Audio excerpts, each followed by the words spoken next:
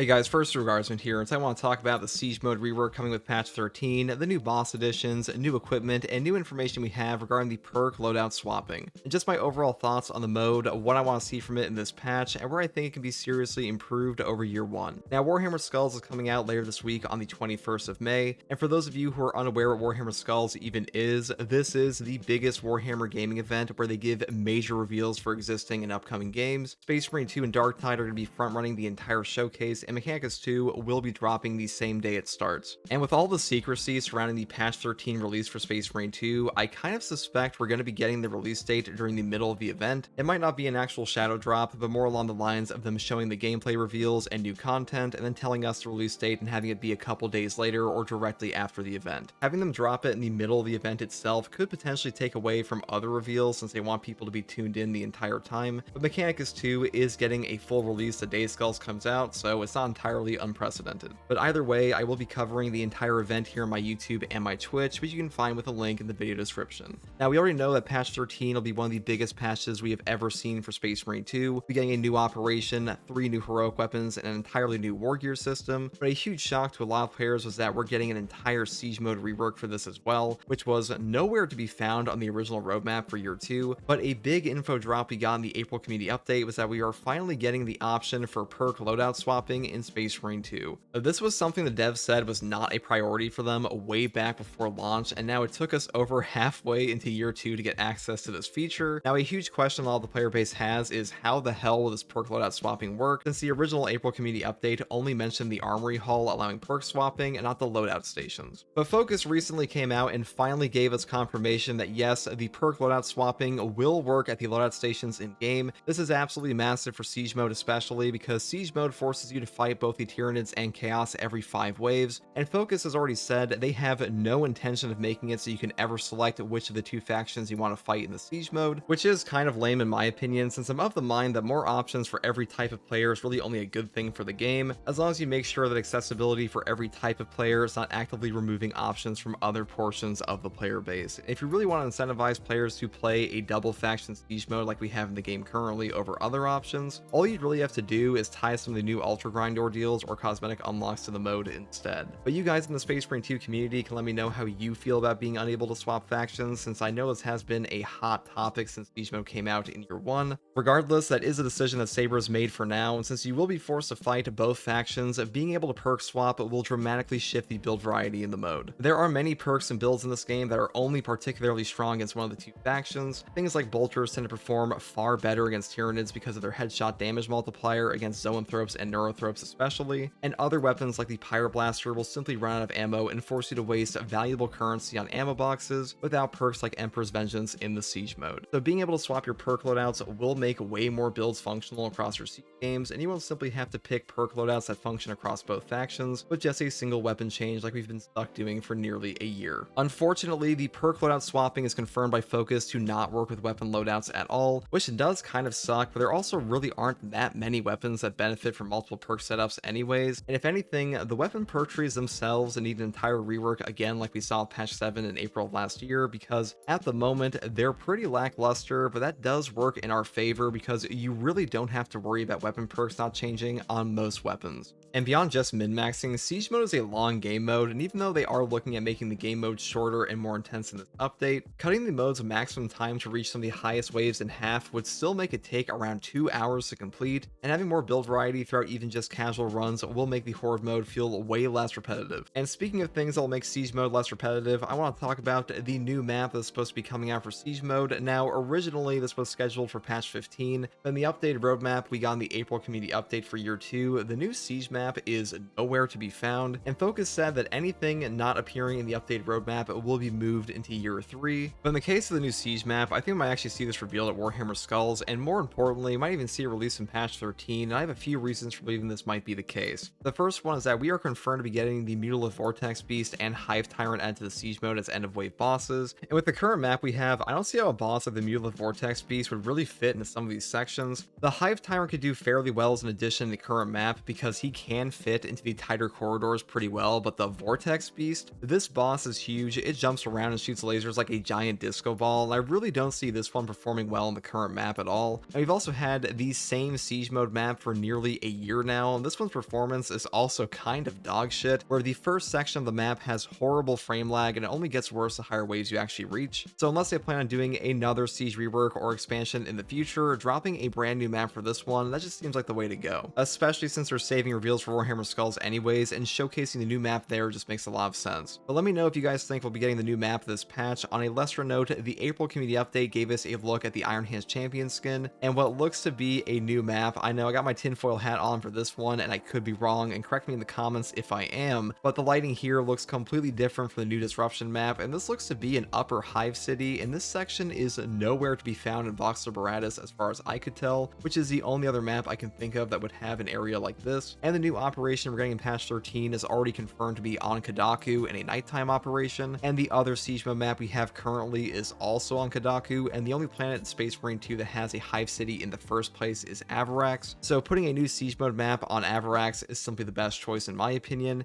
And even if this is not an image of that, I expect the next Siege map will have Hive City portions regardless, because this is the only other planet in Space Marine 2's campaign that had both Tyranids and Chaos present. Now, on the note of the new bosses of the Mule of Vortex Beast and Hive Tyrant, we do have confirmation from Focus that these will not have execute animations attached to them in this update. This was a question a few players had because the on-mission death animations for both of these bosses have an actual cutscene, but apparently they'll just plop and die or go back into the warp or something. And when it comes to bosses like the Tyranid Primes from Reclamation, Focus has said they have no intentions of adding these as on-mission spawns for operations, which likely extends to the Siege mode as well. Though I wouldn't mind seeing these guys in the Siege mode as mini-bosses, the Tyranid Primes are a pretty easy boss fight because until one of them dies and becomes enraged, they are very passive bosses, and they also run the risk of flying outside the map boundaries thanks to their flight mechanic, which can even happen in their own maps sometimes. Now, beyond even patch 13's introduction of the Mulith Vortex Beast and Hive Tyrant to Siege mode, the new Terminus enemy that was supposed to come out this patch got moved to patch 14 instead, and we already know from data mines that this will be a Chaos Terminator sorcerer for the Thousand Suns faction, and he will have access to things like Warp Tornadoes and Doom Skulls.